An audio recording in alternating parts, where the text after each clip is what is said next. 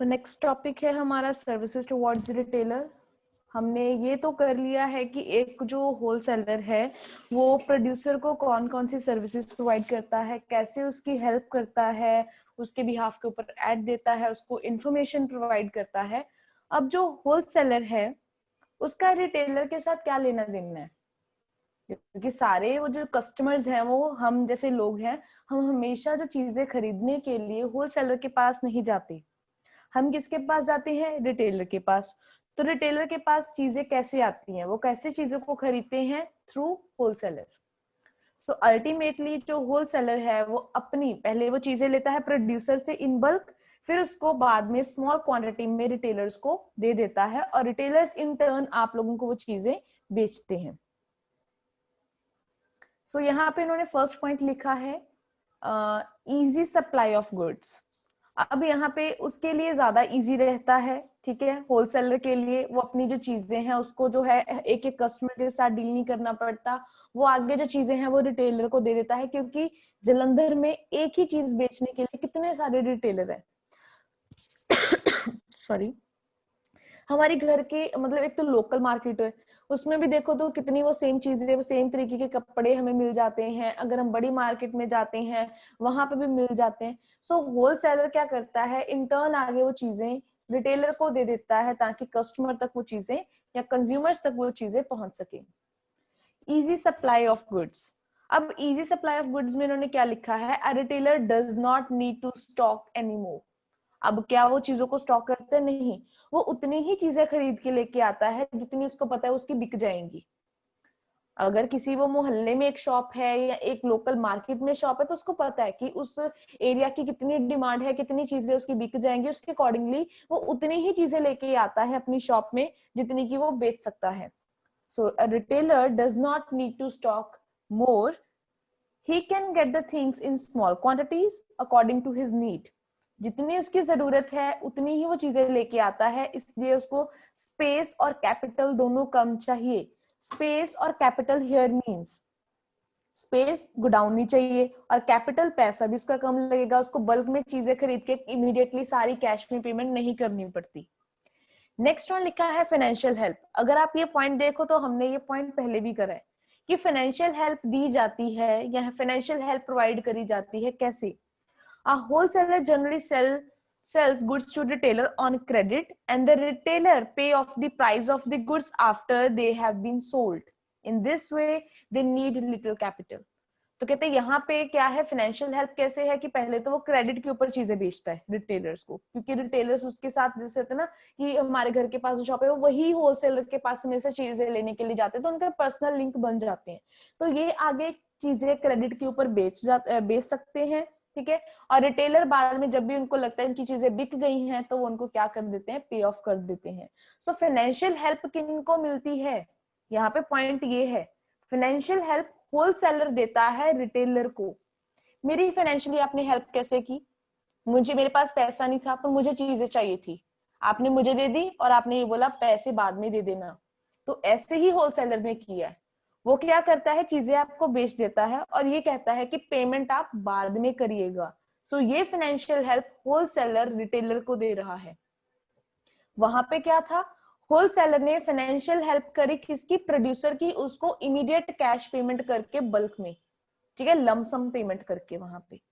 सो ये चीजें ध्यान में रखना। अगर आपने उन पॉइंट्स को सेम सेम लिखना भी है पर उसकी एक्सप्लेनेशन याद रखिएगा कि वहां पे फाइनेंशियल हेल्प कैसे करी थी, पेमेंट करके। यहाँ पे रिटेलर की हेल्प कैसे करी, उसको क्रेडिट उधार देके, ठीक है। नेक्स्ट वन आता है कंसल्टेंसी सर्विसेज।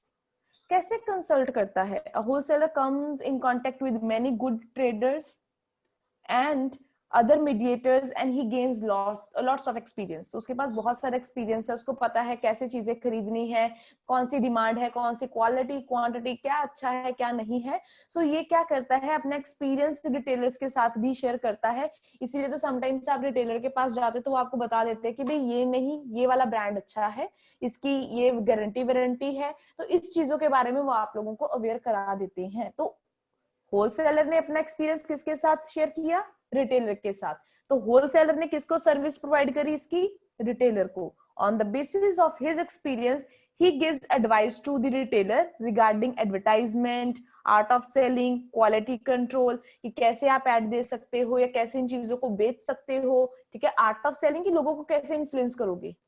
आप मार्केट में जाते हैं एक चीज लेने के लिए, वो आपको बोलते हैं कि ये भी ले लो, आपको ये तो नहीं चाहिए, ये तो नहीं चाहिए। आप लेने कुछ जाते हो बट वो आपको ऐसे इन्फ्लुएंस करते हैं, आप कोई और चीज उठा के ले आते हो घर पे, ठीक है। आर्ट ऑफ सेलिंग उनका तरीका है चीजों बेचने का, और आप उनकी बातों में आ जाते हो, आप उनकी चीजें खरीद लेते हो, ठीक है। सो इस तरीके से ये चीजें जो है, अपना एक्सपीरियंस जो है वो रिटेलर को शेयर करता है और रिटेलर को इसका फायदा होता है। रीजनेबल प्राइस, अब प्राइजेस जो है वो रीजनेबल रहते हैं, ना बहुत ज्यादा ना बहुत कम। So prices are stabilised by creating balance between demand and supply. हमने ये लास्ट में भी पढ़ा था, स्टेबलाइज्ड प्राइस सेम पॉइंट है कि प्राइजेस आपसे ज्यादा चार्ज नहीं किए जाएंगे, डिमांड और सप्लाई दोनों सेम रहेगी, क्योंकि सप्लाई तो आप लोगों को कहाँ से मिली है, प्रोड्यूसर होलसेलर के बाद आपको मिल जानी है, चीजें बनी बनाई हैं, गोडाउन में पड़ी हैं, जैसे जैसे डिमांड होगी आप वैसे वैसे चीजों को बेच सकते हो। In this way a wholesaler makes things available at proper prices. ऐसे नहीं है कि वो होर्डिंग करेंगे, ऐसे नहीं है कि वो जानबूझ के नहीं बेचेंगे, जैसे जैसे आपकी डिमांड होगी वैसे वैसे चीजें बेच दी जाएंगी। इसीलिए ना इन चीजों के प्राइसेस बहुत ज्यादा जाएंगे, ना इन चीजों के प्राइस बहुत कम होंगे। नेक्स्ट वन यहाँ पे इन्होंने लिखा है बेनिफिट ऑफ एडवर्टाइजमेंट। एड किसने दी थी पिछले पॉइंट में, होलसेलर देता है on the behalf of producer. Already add हो चुकी है, तुम्हें एड देने की जरूरत है क्या, नहीं, तुम्हें इसका बेनिफिट मिलेगा।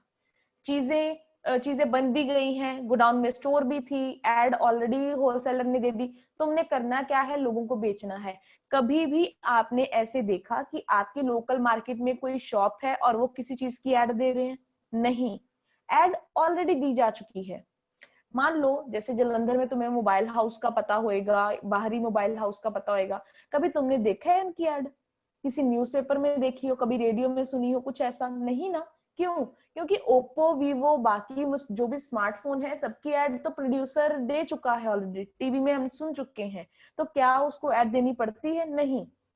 बेनिफिट किनको मिलता है इसका, रिटेलर्स को मिलता है। So the wholesaler are well off people, मतलब उनके पास अच्छा खासा पैसा भी है, अच्छा खासा इंफॉर्मेशन, एक्सपीरियंस, सब कुछ है।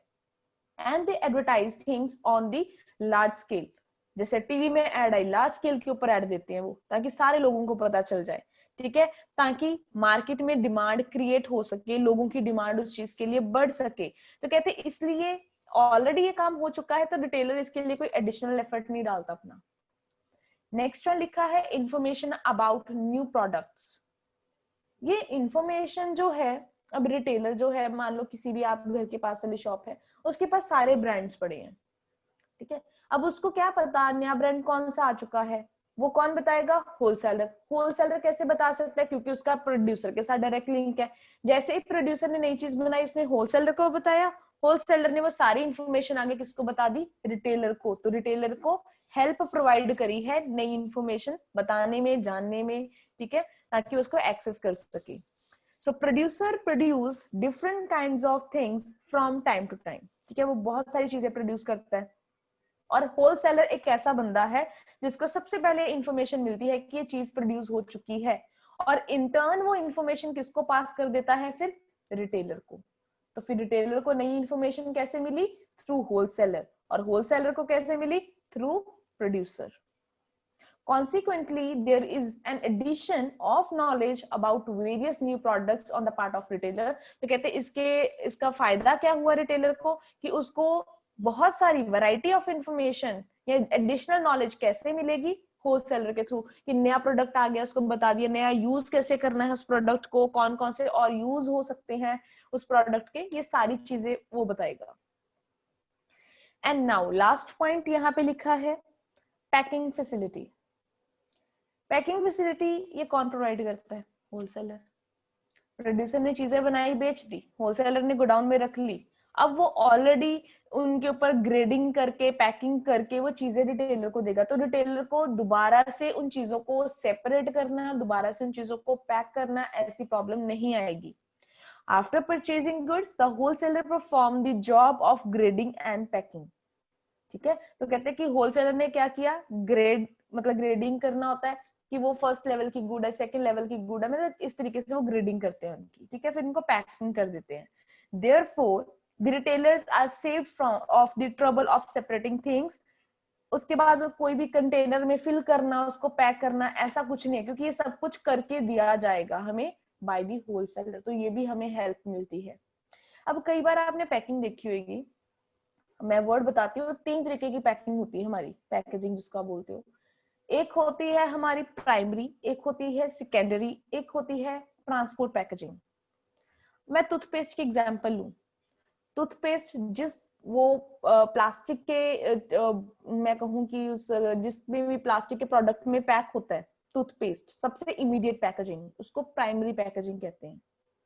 फिर उसके बाद उसको ना जब आप मार्केट में लेने जाते हो तो एक डिब्बे में डाल के वो आपको देते हैं, बॉक्स होता है ना थोड़ा सा उसका गत्ते का बना होता है, उसको सेकेंडरी पैकेजिंग करते हैं, उसको प्रोटेक्ट करने के लिए, उसके ऊपर लेबल लगाने के लिए। अब जब वो पैकेजिंग उसके पास आता है रिटेलर के पास, वो एक एक करके तो वो टूथपेस्ट उसको बेचते नहीं है होलसेलर, वो क्या करते हैं एक डब्बा भर के उनको वो पूरा टूथपेस्ट का भेजते हैं। तो वहां पे होता क्या है कि वो एक बहुत बड़ा एक डिब्बा होता है गत्ते का, बहुत बड़े वाला, उसको कहते हैं ट्रांसपोर्ट पैकेजिंग। जो ट्रांसपोर्ट करने के लिए आपको उसकी जरूरत हुई, फ्रिज लेके आते तुम लोग घर पे, ठीक है, इमीडिएट उसके बाद फॉर्म लगी होती है, कई बार लकड़ी में पैक हुआ होता है, वो क्या है डिफरेंट फॉर्म ऑफ पैकेजिंग है, तो वो ग्रेडिंग के अकॉर्डिंगली वो डिसाइड करेंगे कि कौन सी पैकेजिंग इसकी यूज होगी। कईयों को ज्यादा प्रोटेक्शन चाहिए, कईयों को कम, कई चीजों को कम प्रोटेक्शन चाहिए, तो अकॉर्डिंगली दे विल डिसाइड। सो ये पैकेजिंग फैसिलिटी है, ठीक है।